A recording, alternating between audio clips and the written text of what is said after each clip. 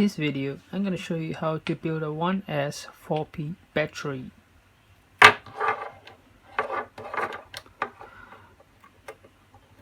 You have your positive,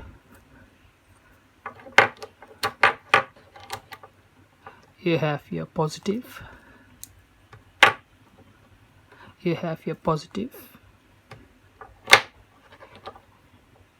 and you have your positive.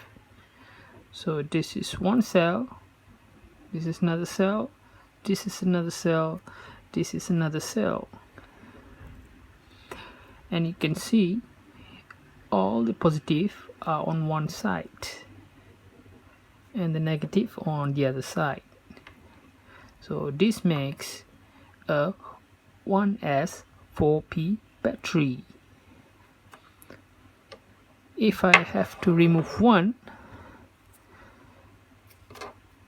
this become a 1S 3P battery.